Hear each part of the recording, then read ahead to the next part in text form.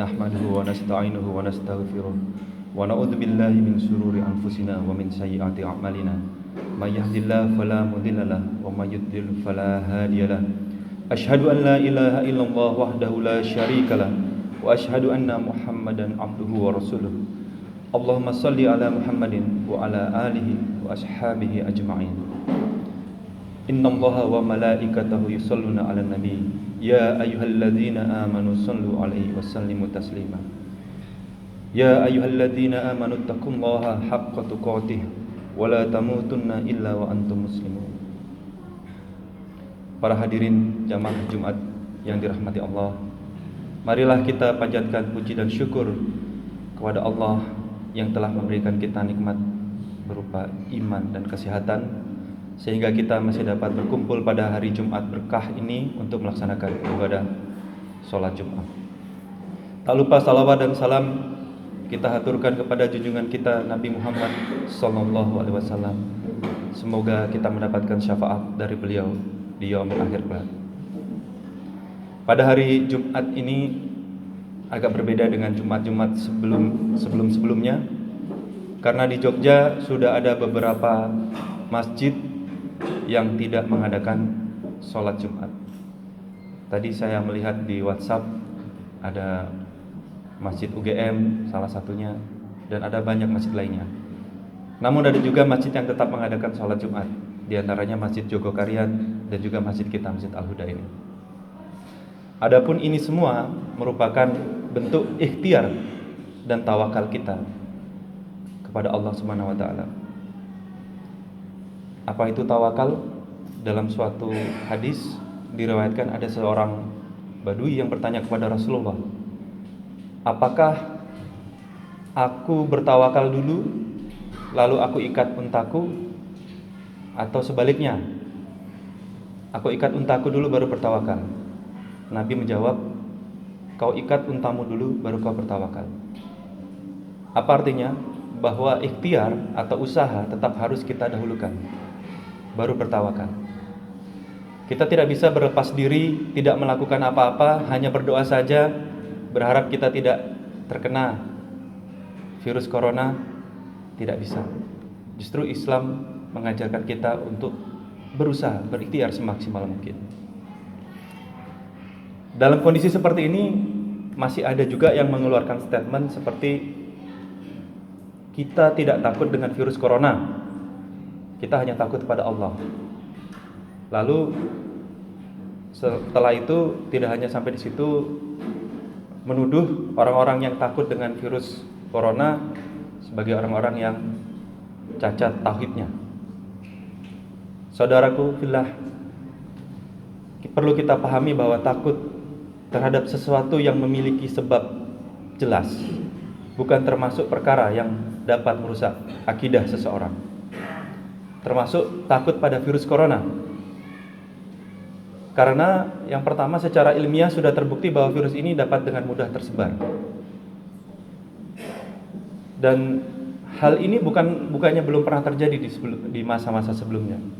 Di masa Nabi Muhammad SAW ada wabah juga. Pada saat itu adalah penyakit kusta. Jadi ada hadisnya di mana Nabi Muhammad SAW memerintahkan umatnya untuk menjauhi wabah penyakit, yang artinya, larilah kamu dari penyakit kusta sebagaimana larimu dari singa. Jadi di sini Nabi memerintahkan kita untuk menjauhi penyakit kusta. Dengan cara apa? Menjauhi, berlari sebagaimana kita berlari dari singa. Nah, ini juga ada perkataan lain, kira-kira bunyinya seperti ini. Jangan takut pada virus corona, wong virus itu ciptaan Allah. Singa juga ciptaan Allah. Berani gak kita tidur sama singa di kandang? Kita gak akan berani, karena kita tahu bahwa singa itu berbahaya. Dan inilah bentuk tawakal. Bukan kita bertawakal kemudian kita melakukan seenaknya saja kita, tapi tawakal artinya kita juga harus menjauhi hal-hal yang dapat membahayakan diri kita.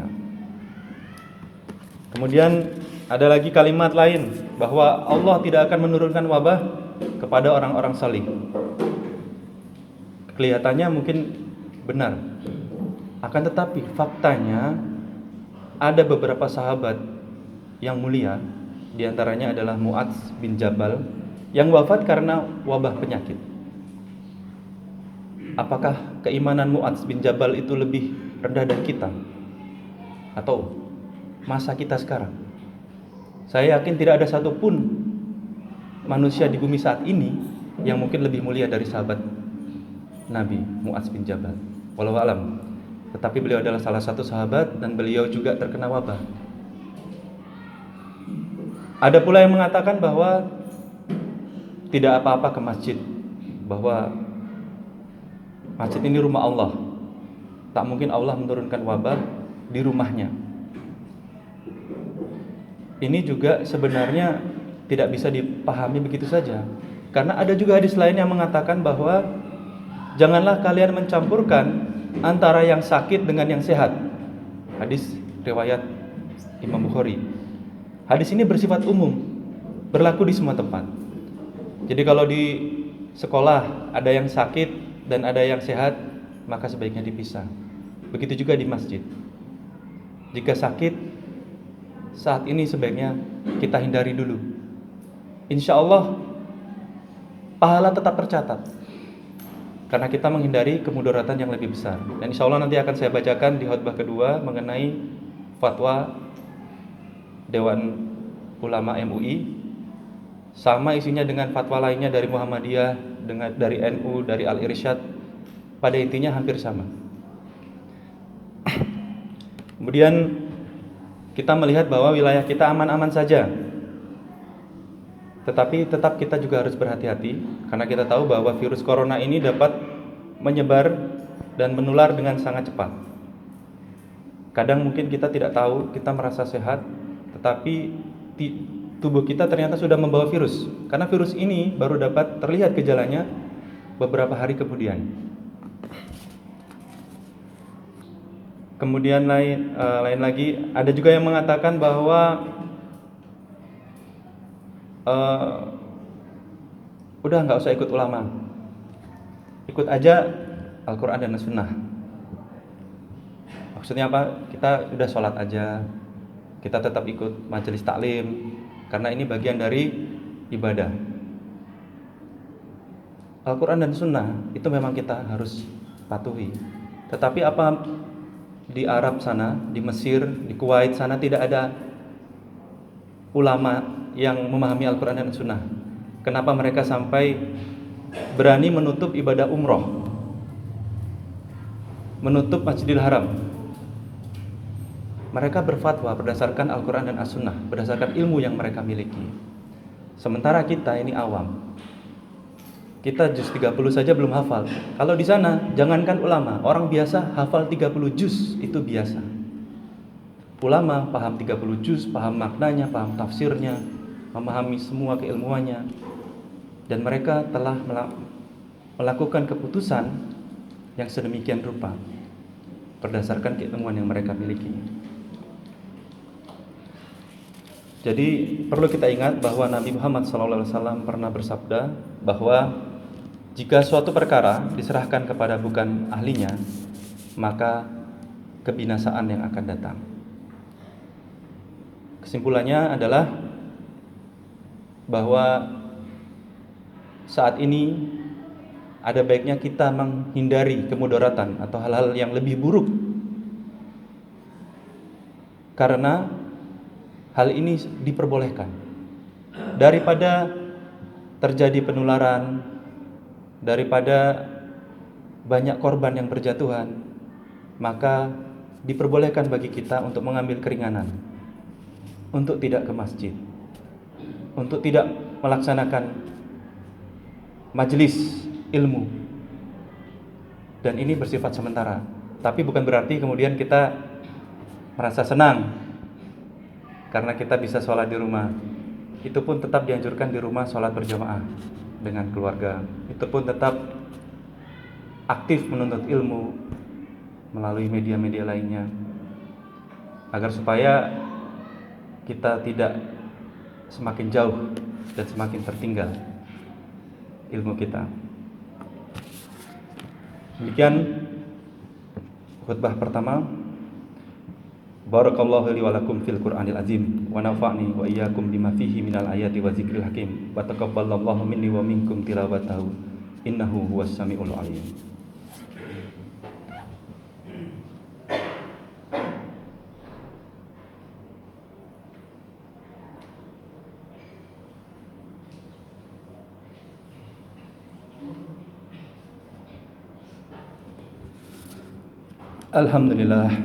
Alhamdulillahilladzi arsala rasulahu bil huda wa dinil haq liyudhhirahu 'ala dini kullihi walau karihal musyrikun. Asyhadu an la ilaha illallah wa asyhadu anna Muhammadan abduhu wa rasuluh. Allahumma shalli ala Muhammadin wa ala alihi wa ashabihi ajmain. Ya ayyuhalladzina amanu taqullaha haqqa tuqatih wa la tamutunna illa wa antum muslimun. Saya akan membacakan fatwa yang ini dari Dewan Fatwa Al-Irsyad. Intinya sebagai berikut. 1. Bagi laki-laki muslim yang berusia 55 tahun ke atas, hendaknya lebih membatasi diri dan menjaga kesehatannya. Karena data menunjukkan bahwa mereka yang paling banyak terserang COVID-19 maupun menjadi korban adalah mereka yang berusia 55 tahun ke atas. Bagi yang sedang sakit flu, bersin, batuk, asma atau demam, maka secara syar'i wajib mengisolasi diri di rumah dan tidak berinteraksi dengan orang lain, baik di masjid maupun tempat perkumpulan lainnya. 3. Kondisi di atas dikecualikan bagi yang terpaksa harus pergi ke tempat perkumpulan karena kondisi darurat. Namun ia tetap harus menjaga dirinya dan tubuhnya dengan masker dan menjaga adab ketika bersin, batuk, dan lain sebagainya. 4. Lelaki dewasa diperbolehkan untuk tidak sholat berjamaah di masjid walaupun merasa sehat. Dan bagi yang sholat di rumah, hendaknya mengajak anggota keluarganya untuk berjamaah. 5. Khusus bagi daerah-daerah yang telah dinyatakan darurat corona, seperti kota-kota besar, atau yang secara resmi warganya telah dihimbau untuk mengisolasi diri di rumah, maka kewajiban sholat Jumat dapat digugurkan dan diganti dengan sholat zuhur 4 rakaat di rumah. 6. Bagi para muadzin di masjid-masjid pada daerah yang darurat corona, hendaknya tetap mengumandangkan azan pada waktunya dan mengganti lafaz hayya 'alas shalah dengan shollu fi buyutikum. Artinya salatlah di rumah masing-masing. Lalu setelah azan hendaknya memberikan peringatan pengumuman kepada warga melalui pengeras suara agar salat di rumah masing-masing. 7. Bagi pengurus masjid yang masih melaksanakan salat berjamaah karena daerahnya masih aman dari wabah corona, maka silakan tetap melaksanakan sholat berjamaah dan sholat Jumat. Akan tetapi tetap waspada dengan mempersingkat khutbah Jumat dan membersihkan masjid setelah digunakan. 8. Semua tindakan preventif yang disarankan oleh pihak berwenang atau tidak bertentangan dengan aturan syariat, maka hukumnya disunahkan. Seperti tidak berjabat tangan atau berpelukan atau cipika-cipiki dengan orang lain karena memiliki potensi yang lebih besar untuk tertular virus corona. Cukup dengan ucapan salam, maksudnya assalamualaikum, tanpa berjabat tangan, sampai kondisi dinyatakan pulih oleh pihak yang berwenang. Termasuk mencuci tangan dengan sabun dan air mengalir sesering mungkin. 9. Bagi yang mengalami gejala-gejala COVID-19, hendaknya segera memeriksakan diri ke rumah sakit atau klinik terdekat, mengikuti instruksi ahli medis. Bila ia dinyatakan sebagai pasien dalam pengawasan, maka hendaknya ia bersabar dan mengharap pahala dari Allah dan untuk mengisolasi diri. Sedangkan bila ternyata positif terkena COVID-19, maka ia tidak boleh merasa bahwa ini adalah aib dan menutupi kenyataan tersebut, apalagi sampai kabur dari rumah sakit, karena hal ini justru akan menimbulkan mudarat atau bahaya bagi dirinya dan orang lain, dan ini hukumnya haram dalam agama. Ia harus bersabar dan mengharap pahala dari Allah serta rajin berdoa. Sedikit saya rangkum bahwa ketika kita terkena penyakit, kita ingat bahwa semua dosa-dosa kita, atau tidak semua ya, sebagian dosa-dosa kita akan digugurkan oleh Allah Subhanahu wa taala. Dan marilah kita anggap wabah yang terjadi kali ini adalah cobaan agar kita semakin mencintai Allah, semakin dekat dengan Allah. Kita ambil hikmahnya. Mari kita apresiasi para pekerja medis yang tetap masuk dan merawat orang-orang yang sakit. Dan mari kita jaga diri kita, kebersihan diri kita. Kalau kita memang merasa sakit, mari kita mengisolasi diri dengan kesadaran sendiri. Insya Allah, jika kita ingin sholat, pahala tetap tercatat. Ingin menghadiri majelis taklim, pahala tetap tercatat. Maka demikian yang dapat saya sampaikan. Tutup dengan doa. A'udzubillahi minasyaitonirrajim. Bismillahirrahmanirrahim. Allahumma shalli ala Muhammad wa ala ali Muhammad kama shallaita ala Ibrahim wa ala ali Ibrahim innaka Hamidum Majid. Allahumma fir lil mu'minina wal mu'minat wal muslimina wal muslimat al ahya'i minhum wal amwat innaka sami'un qaribun mujibud da'wat.